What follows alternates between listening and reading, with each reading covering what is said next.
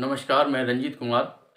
द्विघात समीकरण का जो मानक रूप होता है हमारा A X square plus B X plus C is equal to zero. A X square plus B X plus C is equal to zero का मान अगर हमारा वास्तविक हो, के मूल अगर वास्तविक हैं, तो B square minus four A C को हम समीकरण का विभक्तर कहते हैं। यानी B square minus four A C B A X square plus B X plus C is equal to zero द्विघात समीकरण का विभक्तकर कहलाता है। अगर विभक्तकर का मान जीरो हो या जीरो से अधिक हो तो समीकरण के मूल वास्तविक होंगे। अगर जीरो के बराबर होता है तो समीकरण के मूल वास्तविक तथा समान होंगे। अगर B square minus four A C का मान जीरो से कम होता है तो समीकरण के मूल काल्पनिक होंगे और अलग अलग होंगे, यानी वास्तविक नहीं होंगे। तो समीकरण A X square plus B X plus C is equal to zero के लिए विभक्त कर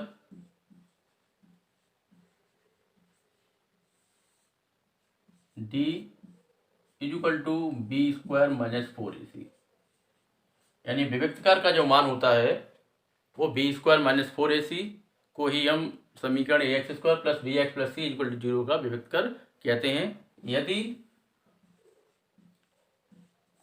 B square minus four A C greater than zero, यदि B square minus four A C का मान जीरो से ज्यादा हो तब क्या होगा, समीकरण के मूल वास्तविक व असमान होंगे। समीकरण के मूल कैसे होंगे, वास्तविक व असमान। समीकरण के मूल वास्तविक होंगे और अलग अलग होंगे। यदि B square minus four A C is equal to zero, यदि B square minus four A C का मान जीरो हो तब भी हमारे समीकरण के मूल वास्तविक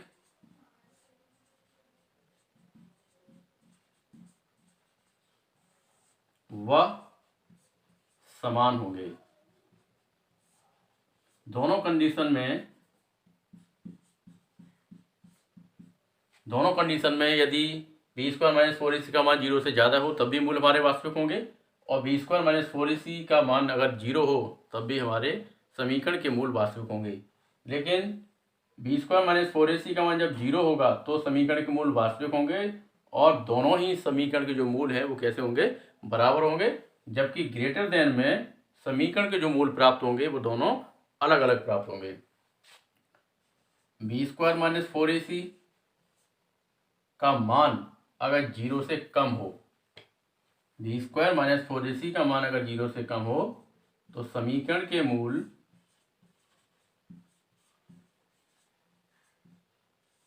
कैसे होंगे, काल्पनिक, यानी वास्तविक नहीं होंगे। काल्पनिक अथवा वास्तविक नहीं होंगे। यदि B square minus four A C का मान जीरो से कम हो तो समीकरण के मूल हमारे कैसे होंगे, काल्पनिक होंगे, मतलब वास्तविक नहीं होंगे। करने का सूत्र,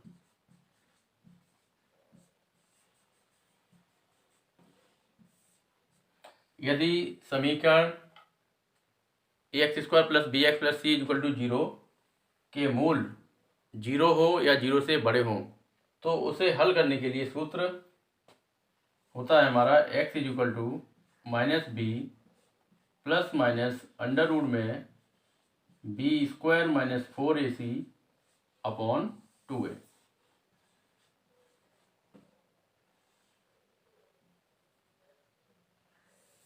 ये एक समीकरण,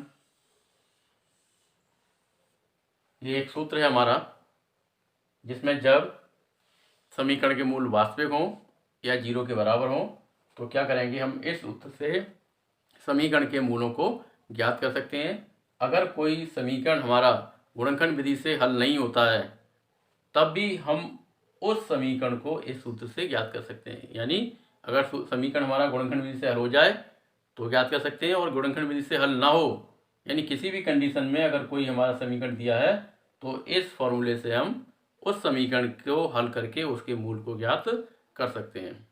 एक्सरसाइज 4.3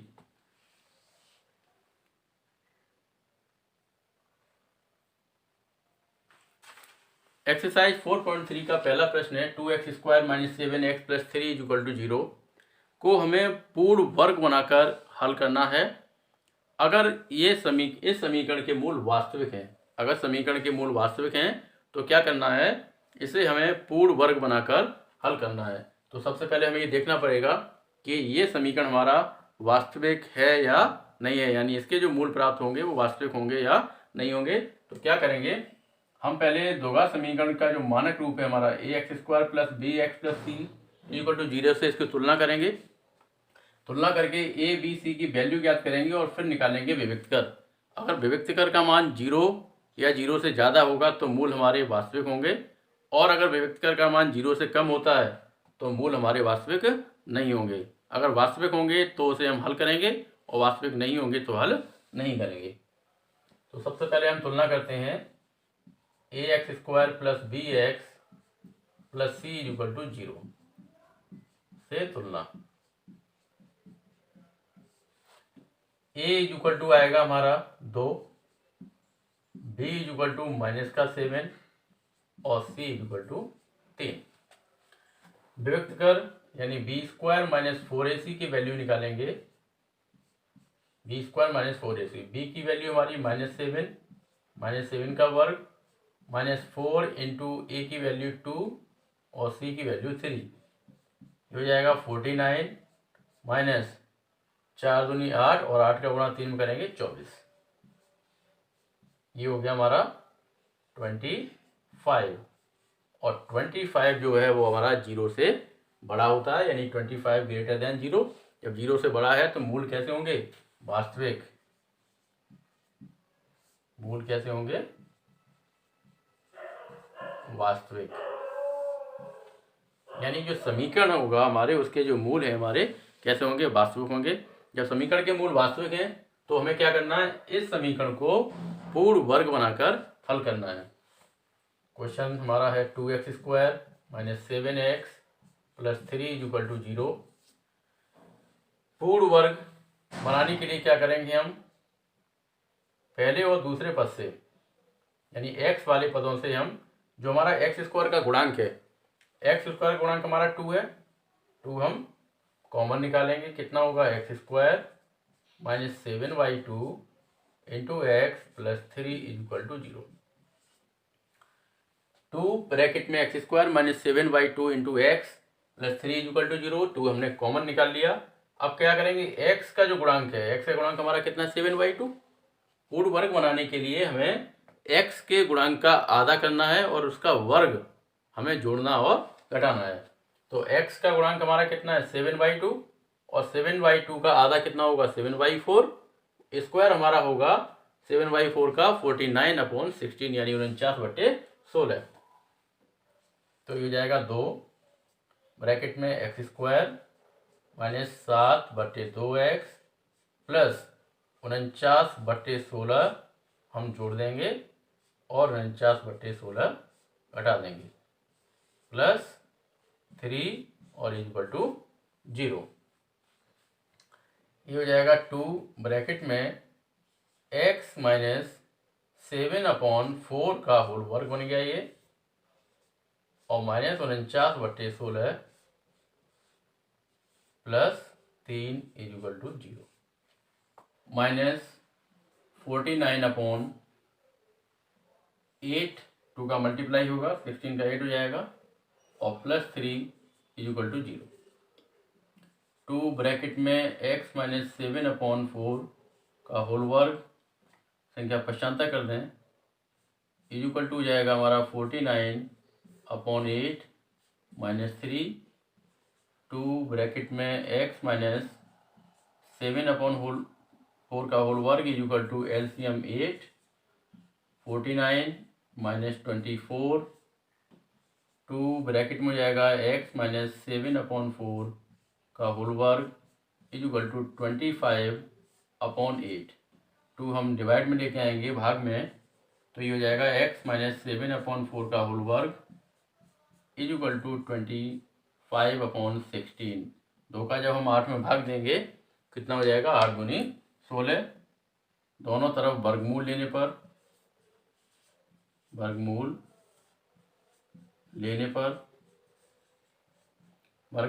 ही होगा x minus 7/4 is equal to चिन्ह लग जाएगा प्लस माइनस का 25 का वर्गमूल 5 और 16 का वर्गमूल 4। क्या करेंगे, पहले हम यहाँ हमारा प्लस और माइनस दो चिन्ह हैं, एक बार हमें धन चिन्ह लेना पड़ेगा और दूसरी बार ऋण। तो पहले लिखेंगे धन चिन्ह लेने पर x minus 7/4 is equal to 5/4। तो x इज इक्वल टू आएगा 5/4 प्लस 7/4। 7/4 पक्षांतर करेंगे, हर दोनों के बराबर हैं, तो ये हो जाएगा 7 और 5 12 और अपॉन में 4। 4 से जब 12 डिवाइड करेंगे तो ये कितना आएगा, 3। एक x की वैल्यू 3 आई। इसके बाद ऋण चिन्ह लेने पर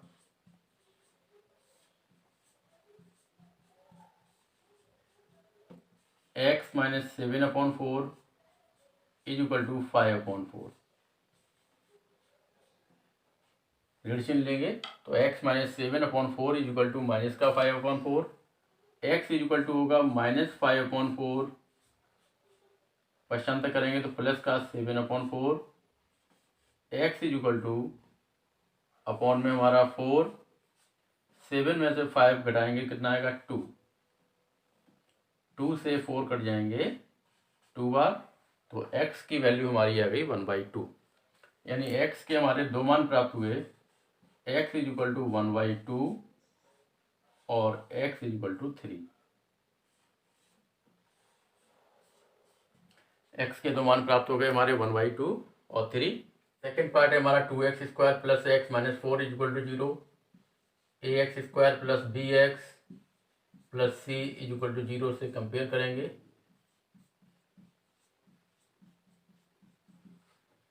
a is equal to 2, b is equal to x का गुणांक b, यहाँ x का गुणांक 1 है तो b इज इक्वल टू 1 होगा।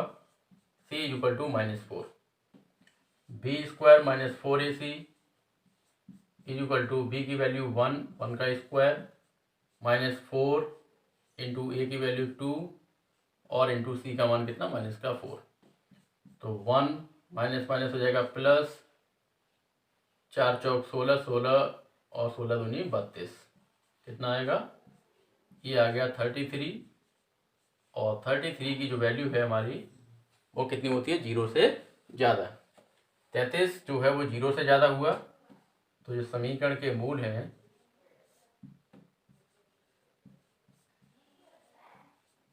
कैसे होंगे, वास्तविक।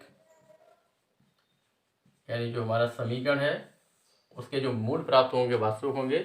जब समीकरण के मूल वास्तविक होंगे तो इसे हमें पूर्ण वर्ग बना के हल करना है। समीकरण लिखेंगे 2x² plus x minus 4 is equal to 0। 2 हम कॉमन निकाल सकते हैं, या तो इन दो पदों से निकाल दें या पूरे पद से ही निकाल दे रहे हैं। तो ये हो जाएगा x² प्लस x/2 माइनस 4 में जब हम 2 का भाग देंगे तो कितना आएगा, 2 इक्वल टू 0। ये 2 0 में डिवाइड हो जाएगा, 0 हो जाएगा, तो ये हो जाएगा x² plus x/2 minus 2 is equal to 0। पूर्ण वर्ग बनाने के लिए x का गुणांक हमारा 1/2 है, 1/2 का वर्ग करेंगे 1/4 होगा। तो 1/4 को हम प्लस कर देंगे, यानी 1/4 प्लस और माइनस 1/4 माइनस का 2 इज इक्वल टू 0। क्या करेंगे, x का गुणांक 1/2 का x का गुणांक हमारा 1/2 हुआ, 1/2 का आधा 1/4 होगा, और 1/4 का जो स्क्वायर है वो 1/16 यानी 1/16 जोड़ेंगे और 1/16 हम घटाएंगे। तो ये हो जाएगा हमारा x प्लस 1/4 का whole square is equal to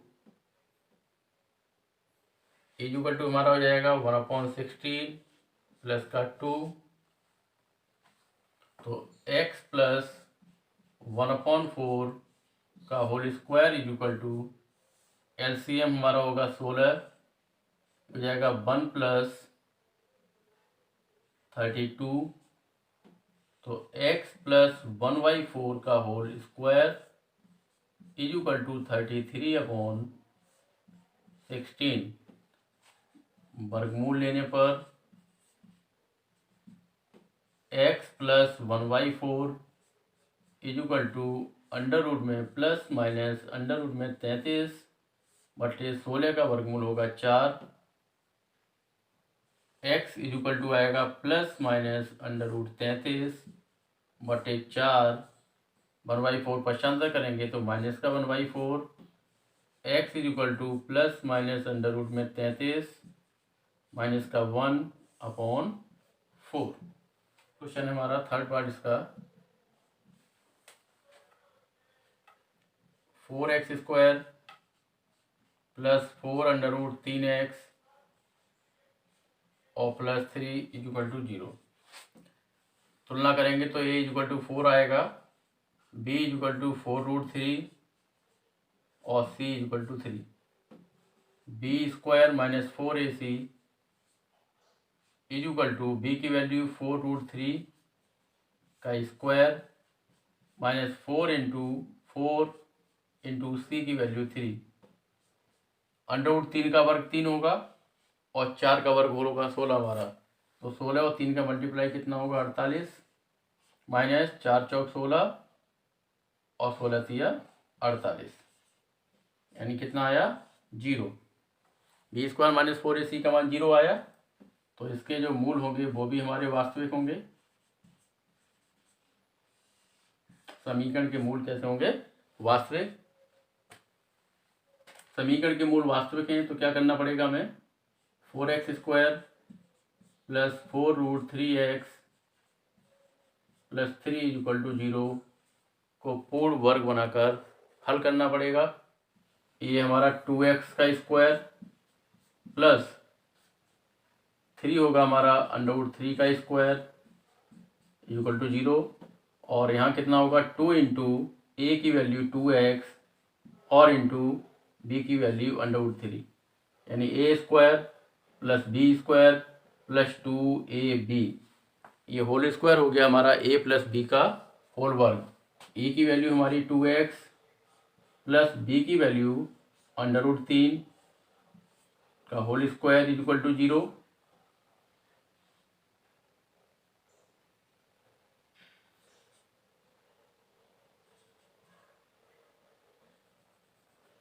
तो 2x plus under root 3 is equal to 0 लेंगे।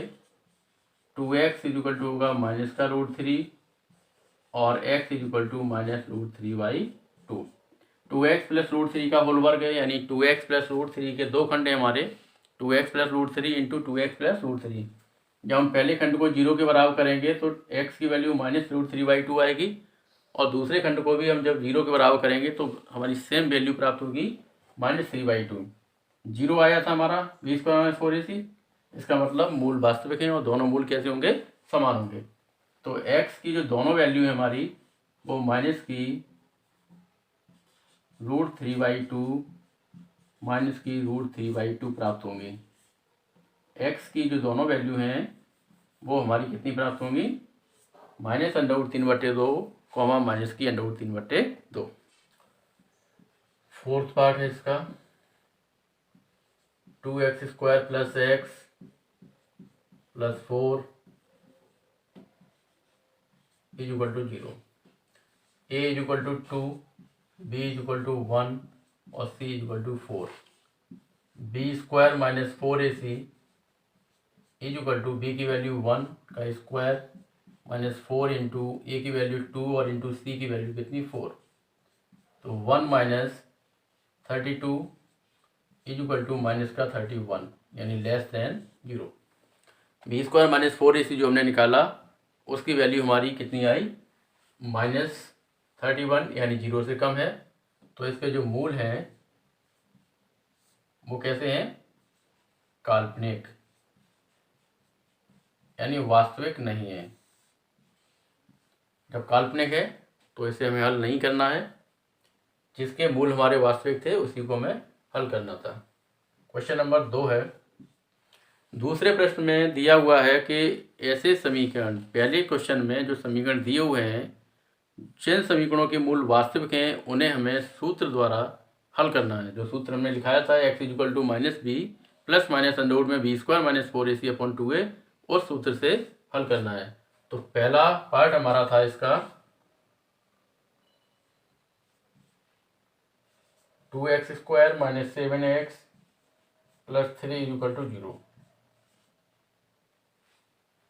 कंपेयर करनी पड़ेगी हमें, तो a equal to 2, b equal to -7 और c इक्वल टू 3। फॉर्मूला लिखाया था x equal to -b plus minus under root में B square minus 4ac upon 2a। Minus B की वैल्यू माइनस की 7, यानी माइनस ब्रैकेट में -7 प्लस माइनस अंडर रूट में -7 का स्क्वायर माइनस 4 इंटू ए की वैल्यू 2 और इंटू सी की value 3 upon 2 into 2 equal to x equal to हो जाएगा minus minus +7 plus minus under root में 7 का स्क्वायर 49 माइनस 4 दूनी 8 और 8 का 3 मल्टीप्लाई 24 बट्टे में 4। एक्स इक्वल टू जाएगा 7 प्लस माइनस अंडर रूट में 49 से 24 घटाएंगे कितना बचेगा 25, यानी 25 बटे 4 इक्वल टू आएगा ये 7 प्लस माइनस अंडर रूट 25 का वर्गमूल हो जाएगा हमारा 5 अपॉन कितना 4।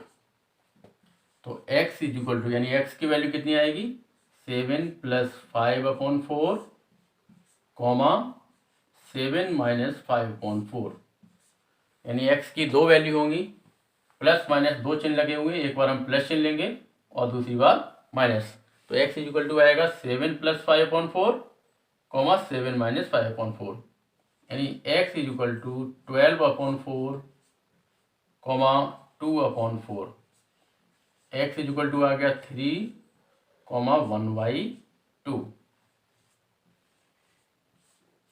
पूर्ण वर्ग बनाकर भी हमने हल किया था, उस विधि में भी हमारी जो वैल्यू निकली थी 3 कॉमा 1/2 थी। ये हमारा सूत्र है जिसको द्वारा हमने इसे हल किया है, वर्ग बनाने की जरूरत नहीं थी। दूसरा पार्ट है इसका 2x square plus x minus 4 equal to 0। a equal to 2, b equal to 1, c equal to -4। तो x equal to minus B plus minus under root में B square minus 4ac upon 2a, ये सूत्र हो गया। x equal to minus B की value 1 plus minus under root में 1 का square minus 4 into A की वैल्यू 2 और इंटू सी की वैल्यू माइनस की 4 अपॉन 2 इंटू 2। तो x इक्वल टू जाएगा -1 प्लस माइनस अंडर रूट में 1 प्लस 32 अपॉन 4।